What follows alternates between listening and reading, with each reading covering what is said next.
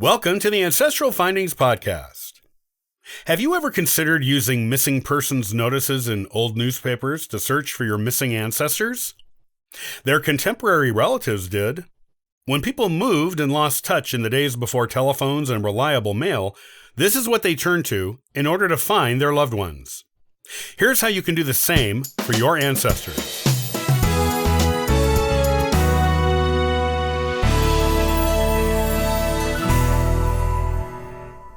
In the old days, before telecommunications, it was challenging for people to keep in touch when someone moved far away. In fact, when people immigrated to other countries, like to the United States, they almost always did so with the knowledge that they may never see or even hear from their loved ones in the old country again.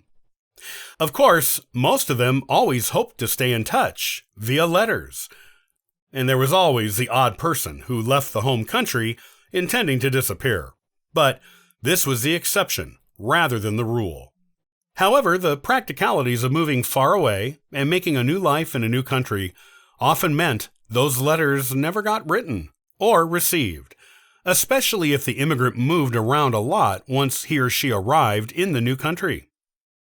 Sometimes decades went by without loved ones hearing from each other. Former First Lady Abigail Adams famously went more than a year without hearing from her husband, John, when he was sent to England as the first diplomat from the new United States after the Revolution. Since John took their eldest son, John Quincy, with him, this absence of communication must have been particularly distressing for her. Even when a letter finally arrived, it was still 5 years before she and John were reunited in person, when Abigail went with her daughter to be with John in England, leaving behind their 2 youngest sons, who didn't see their father for almost a decade, when he and Abigail finally returned to the States. Abigail wasn't alone in this plight. There are countless examples in just regular genealogical research of people who had relatives who went missing in the time before everyone had a phone in their pocket. One will I read a few years ago while doing some of my own research was written by a widowed woman. In the will, she left monetary gifts to each of her children, and she named them all, which is wonderful information for a genealogist. However, one of her children, a son named William, had moved out west about a decade prior, and, according to her will, she had not heard from him since. Not knowing whether William was alive or not, the woman left him the same amount of money in her will as the rest of her children, but with the instructions that it be divided among the children whose whereabouts were known, if William did not show up, or send word to claim it in a certain number of years after the woman was gone. Of course, not everyone with a missing family member just accepted that they were unfindable. The newspapers of the 18th and 19th centuries are treasure troves of missing person notices, and they can help you fill in some important gaps in your family tree. They may even be able to assist you in finding a long missing or even brick wall ancestor. Missing persons notices were commonly printed in newspapers by the family an immigrant left behind. Usually, those notices were printed because the family loved and missed that person and wanted to find out what happened to them. Other times, they were for the purposes of finding someone to claim an inheritance. Notices of a missing person having something good to hear upon contacting the person who printed the notice are usually indicative of a waiting inheritance. Most of the time, these notices were printed in the town or state where the relatives back home last knew their loved one was located or was going. If they didn't have that much information, they would print the notice in a national publication or in several different publications across the United States.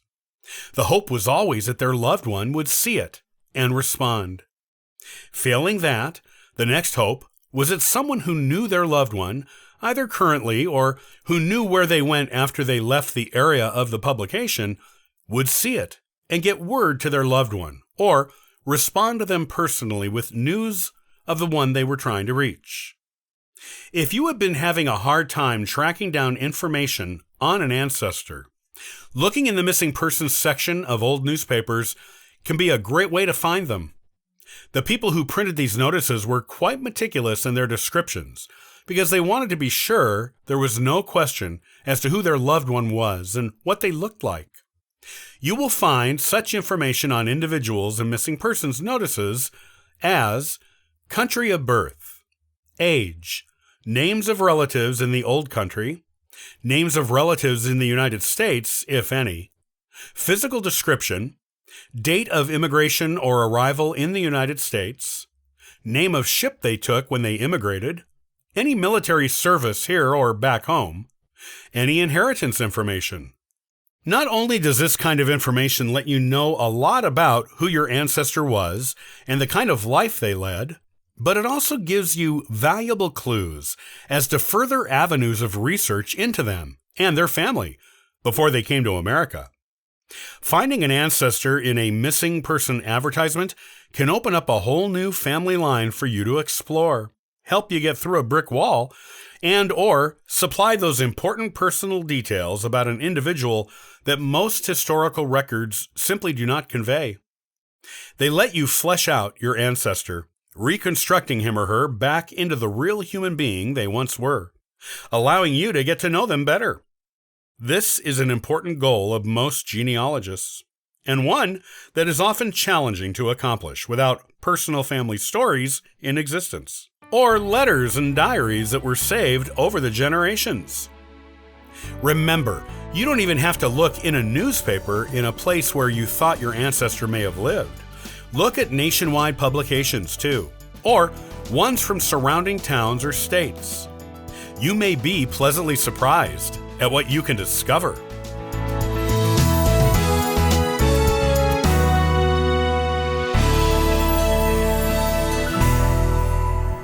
Thanks for listening to the Ancestral Findings Podcast.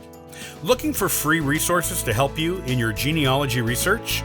Visit ancestralfindings.com for more helpful information. Happy searching!